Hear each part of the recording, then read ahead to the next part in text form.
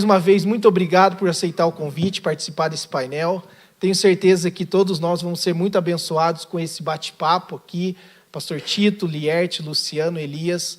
Desde já, eu quero dizer para vocês que vocês são homens que me inspiram, são homens que eu aprendo tanto com vocês e que com certeza muitos aqui podem dizer o mesmo, né? E hoje nós vamos conversar um pouquinho sobre alguns desafios e oportunidades da igreja imigrante. Em que sentido que nós vamos bater um papo aqui? Não é uma entrevista, é um bate-papo, um compartilhamento de experiências, um compartilhamento do que Deus tem feito. Cada um tem um testemunho lindo para contar, histórias do que Deus tem feito, tem dado certo dentro de cada realidade, né? E eu quero dar essa oportunidade para vocês, compartilhar um pouquinho sobre os desafios e como eu gosto sempre de olhar as coisas com o copo meio cheio, dentro de uma visão de abundância, não somente os desafios, mas as oportunidades que nós temos dentro desse processo todo que já foi falado um pouco aqui. O Lierte falou muito bem ontem sobre isso, sobre esse movimento migratório, né, de expansão, enfim, da diáspora que você falou. E eu quero aproveitar, começar com você então, Lierte, já que você falou bastante ontem sobre a diáspora, né, nós sabemos que você lidera 2 igrejas nos Estados Unidos hoje, uma igreja que ela tem hoje uma forte influência da população brasileira nos Estados Unidos, né? Fala para a gente um pouquinho sobre, na prática ministerial que você tem enfrentado lá, quais são algumas oportunidades que você tem visto de receber esses imigrantes que chegam nos Estados Unidos? Boa pergunta. A primeira coisa é que essa onda está crescente. Então, tudo que cresce, a gente tem que aproveitar essa onda e saber navegar dela. Há 10 anos atrás, em 2014, a Convenção Batista do Sul, ou a Convenção Batista Americana, que está no Norte, eram 60% das igrejas americanas e 40% das igrejas eram étnicas. Hoje, 10 anos depois, 2024, quase 60% das igrejas são étnicas e as igrejas americanas hoje são menos do que as igrejas étnicas. As igrejas étnicas crescem mais do que as igrejas da região por uma questão simples. Assim como na Europa, nos Estados Unidos e principalmente a nossa região, as pessoas preferem ter animais domésticos do que crianças. Existe um conceito que o animal tomou forma e uma forma afetiva e que é uma coisa, um fenômeno que é um fenômeno da região. Hoje nós estamos aí com o pico da diáspora. Nunca antes teve tanta gente fora do país de origem como hoje. O número não é detalhado, mas são mais de 240 milhões de pessoas. É como se fosse um país maior do que o Brasil, fora do Brasil, navegando entre as nações. O foco maior é Europa e Estados Unidos da América. E nós temos uma oportunidade de quê? De receber esse povo, e a igreja imigrante tem um papel de integração dessas pessoas, de educação dessas pessoas e do acolhimento. Os governos que estão aí não têm pontes para construir isso. Eles também não têm recursos para fazer isso. Mas a igreja, com a grande comissão, tem gente que fala assim, é um melting pot, como se fosse uma grande bacia, é uma teoria da sociologia. Hoje é a bacia de salada. Eu sou o povo da grande comissão e Jesus já resolveu isso daí. E é simplesmente isso, um modelo de integração e aproveitar a oportunidade que o imigrante que chega, ele precisa de ajuda, precisa de acolhimento. E se tem a igreja para fazer essa ponte, nada mais do que a grande comissão para vivermos esse sonho de Deus. Então essa é a palavra que eu tenho, jogo no início aí, para a gente aproveitar esse momento crescente. E uma coisa, com as guerras, com os problemas financeiros, a tendência é que esse grupo da diáspora venha crescer ainda mais. Amém. Obrigado, Lierte. Aproveitando esse gancho que você falou sobre o acolhimento, queria pedir ao pastor Luciano, se ele puder contribuir dentro desse mesmo tema. Eu visitei sua igreja algumas vezes, o lindo trabalho que vocês têm feito, vocês têm várias nações ali representadas. Como que você tem trabalhado esse acolhimento dentro dos ministérios, né? Como que você olha de forma prática essas novas realidades, imigrantes que chegam, às vezes não tem por exemplo, eu posso dizer como um imigrante aqui em Portugal, muitas vezes a nossa dificuldade é não ter uma rede de apoio, por exemplo. Às vezes as pessoas têm crianças, não tem quem dá esse suporte. Como que vocês trabalham isso dentro da igreja? Olha, como eu mencionei, a gente está reproduzindo aquilo que é a base do ministério, né? Em 2001, mais ou menos, nós começamos a ter contato com vários jovens que vieram de Angola, que receberam bolsa de estudo do governo angolano, e nos deparamos com esses jovens que não tinham família aqui. Então, começamos, através dos pequenos grupos, nós começamos a evangelizá-los. Começamos, olha, há um alvo que nós temos, vamos cuidar desses jovens que não têm família, né? E, então, vimos aquilo. Nós, uma igreja, praticamente a maioria era portuguesa, então, olha, vamos alcançar essas pessoas para Cristo. Vamos acolhê-los, né? Vamos cuidar deles. E, então, desde 2001, nós já estamos a desenvolver esse trabalho, né? De acolher as pessoas que vêm de outras nações. Nós tivemos cubanos, franceses, pessoas de várias nacionalidades conosco. E sempre o pastor Ciso teve essa preocupação de todos são bem-vindos, né? E devemos cuidar. Então, nós temos desenvolvido esse trabalho. Por exemplo, ali na Margem Sul, o nosso desafio que nós temos ali com os nossos jovens, nossos irmãos, olha, você, como eu mencionei há pouco, nós somos salvos para salvar outras pessoas, né? E não há aqui branco, não há aqui amarelo, não há aqui não. Se você é cidadão dos céus, se você é representante de Deus, se você quer os benefícios dos céus, agora que você vai ser provado. Então, tem sido muito radical nisso. Então, não é aquela coisa, eu sou de Jesus e ponto final. Ou é ou não é, né? Você já viu como é que eu sou, né? Então, nós temos gerado essa cultura no nosso ministério de acolhimento. Então, todos que chegam são bem acolhidos, né? E nós reproduzimos isso desde as crianças, né? E vemos essa diferença também nas escolas, nas universidades, através das pessoas que estão conosco. Por exemplo, tem um senhor que é iraquiano, que está aqui em Portugal já há 5 anos, ele trabalha com ar-condicionados, ele que é maior dificuldade, mal fala português, e eu o conheci na fila do banco e vi que ele estava com uma t-shirt da empresa que ele trabalha, que era dele próprio, né? E convidei ele para poder... Pedi o trabalho dele para poder reparar um ar-condicionado. E ele hoje é que faz a manutenção dos ar-condicionados lá comigo, e ele disse uma coisa interessante. Todas as vezes que eu estou aqui, eu sinto que eu estou, parece, dentro da minha casa, em família. E aquilo mexeu comigo, porque ele sentiu amor naquele ambiente. Ele não frequenta o culto, não frequenta a igreja, mas ele sente amizade, acolhida, ele sente liberdade.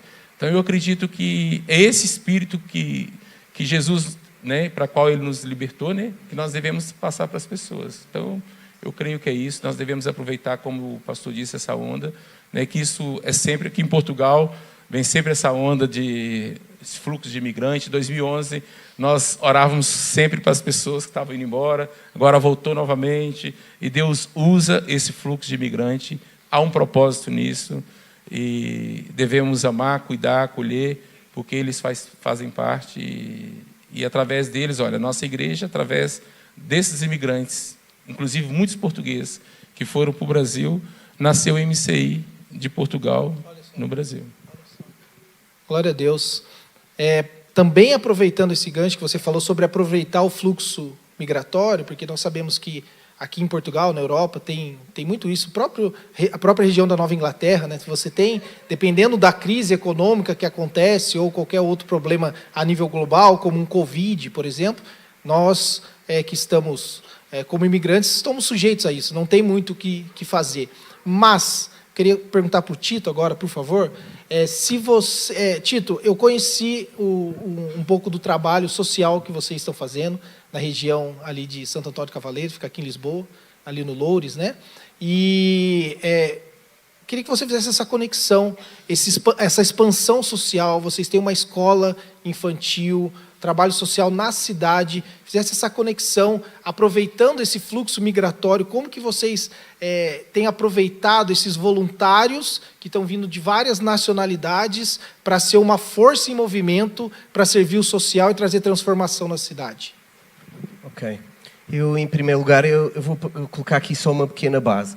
Às vezes nós pensamos que é necessário a Igreja ter muito recurso e ser muito grande para, de alguma forma, ter uma influência na sociedade. E isso não é necessariamente verdade.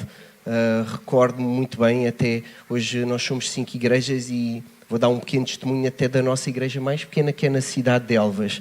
O Pedro Canito, que é o nosso pastor lá, ele queria mudar algumas coisas e fazer algumas coisas na cidade, e ele começou a perceber que havia muitas pessoas desdentadas, não tinham dentes na boca, e ele achou aquilo um problema, até que houve uma pessoa que foi à igreja dele e um dia disse assim: Pedro, a tua igreja é excelente, mas as pessoas parecem que são feias. E ele fica assim, mas qual é o problema? E é que as pessoas não têm dentes na boca, e ele foi a confirmação para ele começar a trazer um movimento de arranjar recursos para colocar dentes na boca das pessoas. E ele falou inclusive com um dentista da cidade que fez o preço 50% abaixo daquilo que ele fazia naturalmente, porque era alguma coisa que queria gerar transformação na vida das pessoas da localidade, e montes de pessoas ajudaram e davam o resto para que as pessoas pudessem colocar dentes. Nós ali em Santo António começámos já há muitos anos atrás a fazer um trabalho de transformação social com aquilo que nós de facto compreendíamos que era a necessidade da cidade. E Deus foi dando oportunidades, nós não éramos conhecidos, fomos fazendo coisas simples, as irmãs começaram a cuidar de crianças, porque na altura começou o fenómeno da droga e a resposta social, que tudo aquilo que acontecia era haver uma realidade, necessidade de haver pessoas para entrarem no programa do Desafio Jovem, e irmãs foram tomando contas de crianças, e cada um, para resumir uma história muito pequena, deu origem hoje em dia a uma creche que nós temos, com 81 crianças, e que a partir de junho vamos construir outra creche com mais 84 crianças, com financiamentos aí de ordem do fundos europeus, do PRR, enfim, variadíssimas coisas. Mas talvez aquela que atende mais o imigrante em si será um programa que estão aqui as duas pessoas que são duas líderes lá da nossa igreja, a Erika e a Raquel, que elas desenvolvem um programa de integração de crianças e jovens em risco de exclusão social.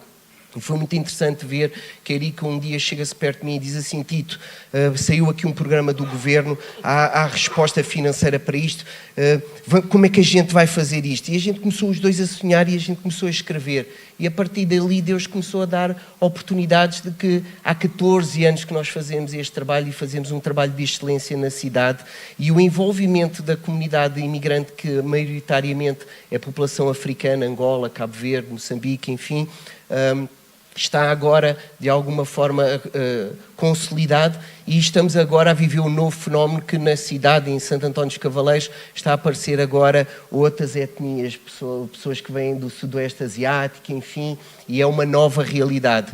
Com isto tudo, aquilo que acontece diretamente com a igreja, às vezes há pessoas que me dizem assim: mas será que isso dá resultado na igreja? Eu creio que isso, além da cura e de ser uma igreja mais saudável que atende o outro, na medida que Deus foi trazendo essas pessoas até nós. E eu recordo-me de um dos primeiros casos que me aconteceu. Apareceu-nos um jovem de Angola uma vez na igreja, e que ele apareceu lá e eu cumprimentei, como gosto de cumprimentar todas as pessoas, e eu perguntei-lhe assim: como é que vieste aqui parar? E ele disse assim: eu estava na rua, perguntei onde é que era uma igreja, porque eu era católico, mas me disseram assim: olha, há 2 igrejas lá para baixo. Há uma que é a Igreja Católica e há uma outra que eu nunca lá fui, mas sempre ouvi falar muito bem dela. E ele arriscou ir a essa, que a tal senhora não conhecia. Eu fui até lá, aquela pessoa foi batizada, esteve entre nós, enfim. E o que acontece é que esse som vai passando para a vida da comunidade, que há uma igreja que cuida da cidade, e essas pessoas chegam até nós. E hoje em dia, na nossa igreja, maioritariamente é uma igreja portuguesa, maioritariamente é portugueses, mas estamos a receber, e sempre tivemos entre nós brasileiros, mas cada vez mais brasileiros, e o povo africano, que é representativo da nossa cidade, que está lá presente, que é um fenómeno que eu orava muito a Deus, que eu gostava de ter mais gente africana na igreja, e hoje em dia nós temos bastante pessoas assim, e vamos envolvê-las nos vários ministérios da vida da nossa igreja. Então elas vão sendo parte e tratadas como as outras, que são cuidando e amando e cuidando delas.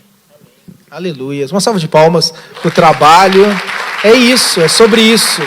É a possibilidade de alcançar pessoas, recebê-las, discipulá-las e enviá-las para uma transformação nas áreas da sociedade. Esse é o papel da igreja, né? Independente das estações e dos tempos, dos movimentos migratórios, enquanto tivermos essa capacidade de poder servir essas pessoas, poder enviá-las, né? Mas eu queria fazer uma pergunta para o pastor Elias, que nos abençoou aqui com seu testemunho ontem, e falar um pouquinho sobre esse tema que eu acabei de falar. O pastor Elias esteve há 11 anos e meio aqui em Portugal, foi para a ilha de Jersey, ali no Reino Unido, e tem feito um trabalho com portugueses lá. Então, o senhor me corrija se eu estiver errado, mas o senhor é a primeira igreja que fez um trabalho com portugueses lá, sendo que a ilha de Jersey ela tem 10% da população portuguesa. É isso, né? E fala só um pouquinho sobre alguns dados de um relatório missiológico, que inclusive o Tito compartilhou comigo, eu andei dando uma estudada. Esse relatório é de 2021, né? E ele fala que entre 2015 e 2016, mais de 1,5 milhões de refugiados da Síria, Afeganistão e Iraque chegaram na Europa como um todo. Em 2019, mais de 110 mil imigrantes de diferentes países, tem sido essa média, 110 mil por ano chegando em diversos países aqui da Europa. Isso traz uma perspectiva do quê? Nós temos uma grande população para receber, para fazer exatamente isso que eu acabei de falar, para receber, para discipular, para cuidar dessas pessoas e para enviar para transformar a sociedade, né? Pastor Elias, conta para a gente um pouco do trabalho ministerial que o senhor tem feito com esses portugueses que chegam lá na ilha de Jersey. Ok. Bem, na realidade, a gente acaba trabalhando com portugueses que já estão lá há muito tempo. Temos pessoas lá vivendo há 50 anos, né?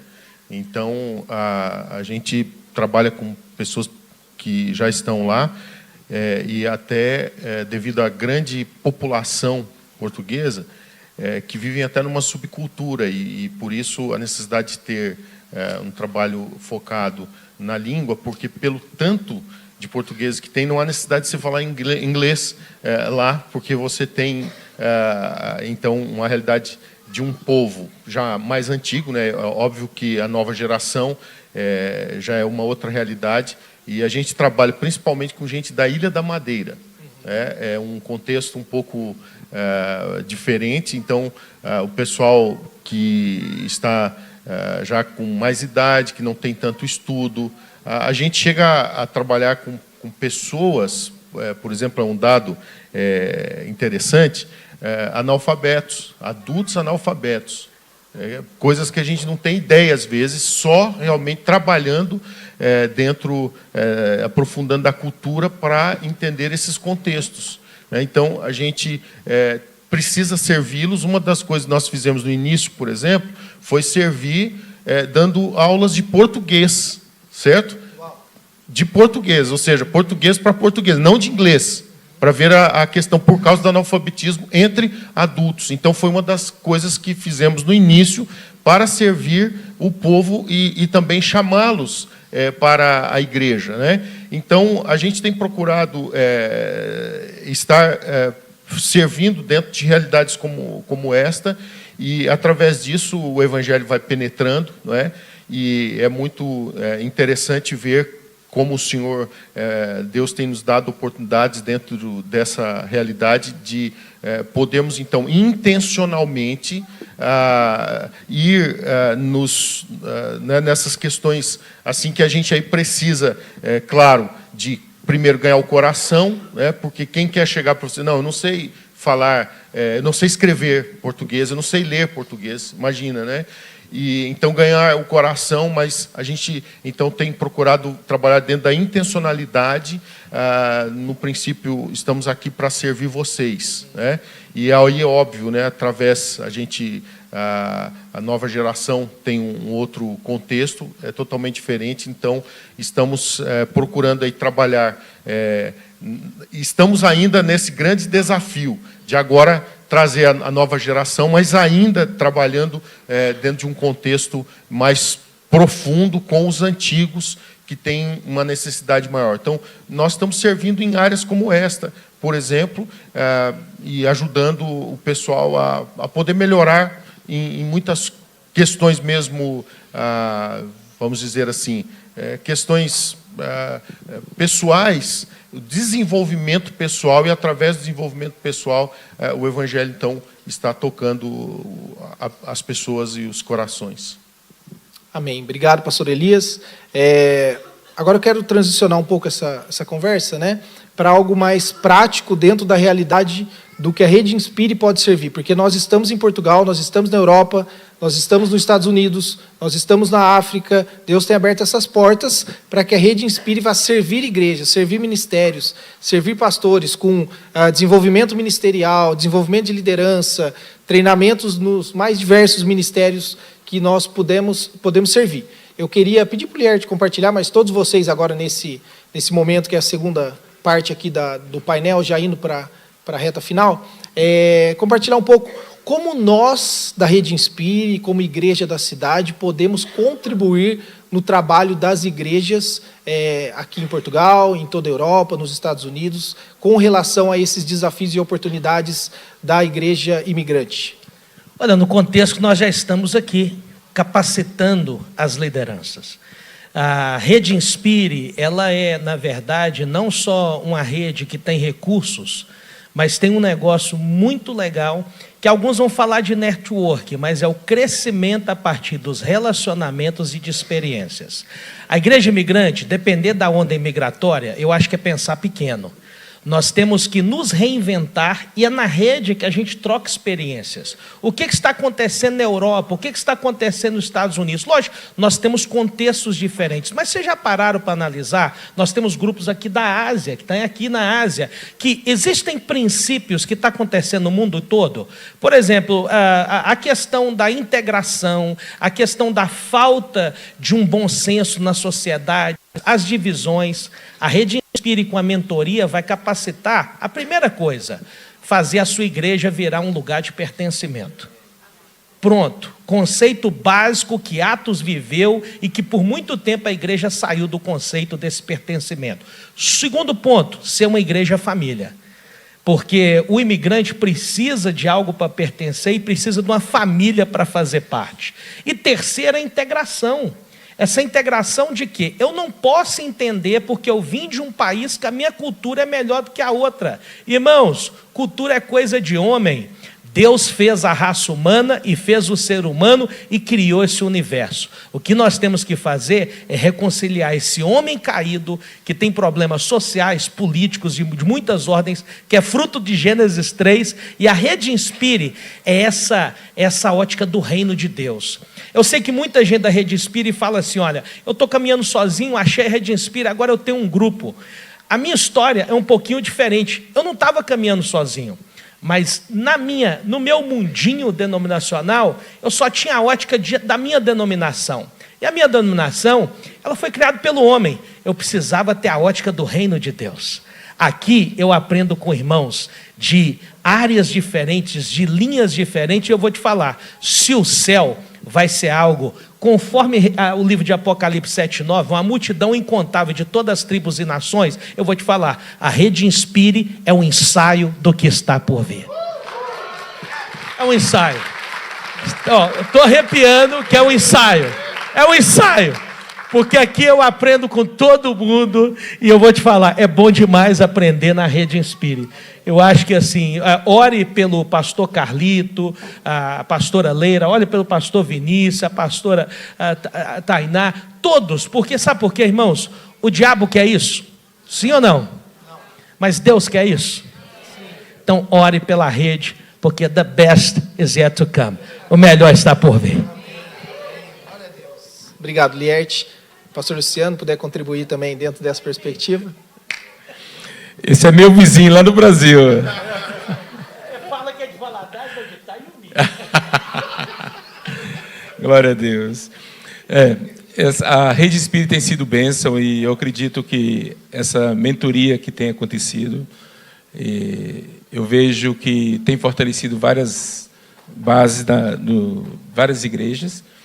E eu acredito, como o pastor falou, que essas conferências, esse tempo aqui é muito importante, porque essa conexão, eu conheci várias pessoas e estou só nos corredores aqui conversar, já aprendi tanto, e nós vamos aprendendo assim, né? Estamos sempre a aprender. Então, eu acredito que isso aqui é muito importante e creio que é importante nós começarmos a trazer também, cada vez mais, a nossa liderança jovem, ter algo específico da Rede Inspire, sim, para trazer também a nossa liderança jovem, não só nós, os pastores, estarem aqui, mas cada vez mais trazer nossa equipe de liderança para fortalecer, para eles viverem isso conosco, né? Porque eu vejo que a Rede Inspire, ao nos unir, ela está a trazer uma grande transformação, mentalidade, principalmente nas pessoas que vêm de outro país para cá, para a Europa. Eu converso, e não falo isso com crítica, eu converso com alguns pastores hoje brasileiros que eles falam totalmente, olha, depois que eu comecei a conectar na Rede Inspire, a minha visão de pastorear em Portugal mudou. Né? Então, isso é muito importante, porque nós estamos aqui para somar, para trazer o reino de Deus. Nós não estamos aqui para criar a nossa igrejinha, Então, eu creio que a rede tem contribuído e pode contribuir muito mais, né, na capacitação, e desde os kids, adolescentes, né, os jovens, eu acho que temos que investir nessa geração, porque há um fogo aí no meio dessa malta nova aí, e eles vão continuar isso aí. Então, é uma responsabilidade aí para a rede aí, nos ajudar aí com essa... Boa. Responsabilidade boa. Eu gostaria que, se o pastor Tito puder contribuir também, sobre essa questão de como a Rede Inspire pode contribuir, mas eu queria só acrescentar algo em cima do que o Luciano falou. A Rede Inspire, ela procura servir das mais diversas formas, né? Eu fiquei 4 anos e meio como diretor da Rede Inspire no Brasil, nós vimos a rede crescer lá, Deus tem nos abençoado muito, e nós procuramos atender várias necessidades dentro daquilo que podemos fazer. Mas é uma coisa importante a gente falar, a Rede Inspire não é só da Igreja da Cidade, a Rede Inspire é da Rede Inspire.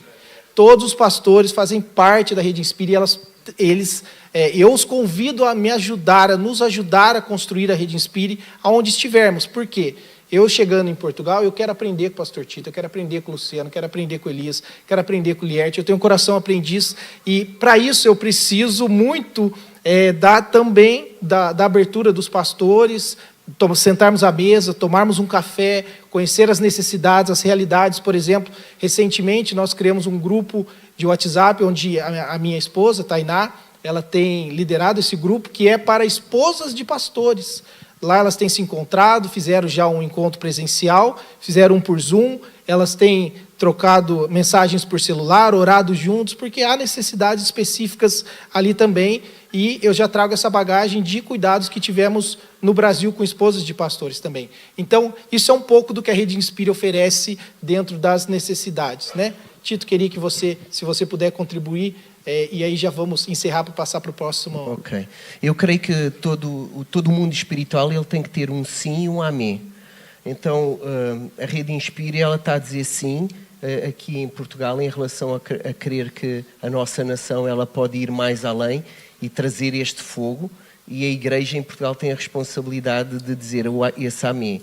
E isso constrói-se nas relações. Eu tenho que honrar a tua vida, Vinícius, porque tu tens sido esse contacto mais direto que eu tenho contigo, e foram imensas as vezes que tu ligaste para mim e que eu tive a oportunidade de ligar para ti e a gente combinar de sermos amigos e desfrutarmos de uma relação. E eu creio que no reino de Deus, ele é um reino de amigos. E se não houver essa relação e construir essa plataforma relacional de conectar pessoas, nós nunca ouviremos o sim e nunca teremos a possibilidade de dizer um amém.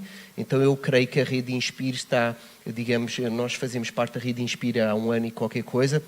Nós estamos a aprender, a construir, também um dia a dizer amém e outro dia a dizer sim, e eu honro a visão e a mentalidade da Rede Inspire, nomeadamente de não querer colocar nenhum tipo de ingerência, mas estimular e saber e conhecer aquilo que a Igreja de facto ela pode ser em Cristo, mas aquilo que de facto é a realidade da Igreja em Portugal, e isso ser construído de uma forma saudável. E algumas vezes nós conversamos, tem sido um trabalho de formiguinha, e apesar das coisas grandes que é possível fazer, o trabalho de formiguinha também está a ser feito e ele vai dar esses resultados de coisas grandes. Amém, é isso. Você honra a minha vida, eu honro a sua vida, honro a sua amizade. Você, pastora Suzana, tem nos abençoado tanto dentro dessa amizade, e o reino de Deus é isso. eu posso dizer que eu tenho aqui à mesa amigos. Tenho muitos amigos aqui que não estão na mesa aqui hoje, podem estar amanhã num diferente painel, mas a verdade é que nós temos construído aqui passa pela amizade, passa por algo orgânico, natural, não é nada forçado. Nós queremos essa abertura, nós nos abrimos para um relacionamento, para uma troca de experiências de coração, para podermos todos avançarmos juntos, porque, como o pastor Carlito sempre diz, a obra é muito grande, ninguém faz nada grande sozinho. Amém, queridos? Você foi abençoado aí? Uma salva de palmas, então, para os nossos convidados. Obrigado, pastor Tito.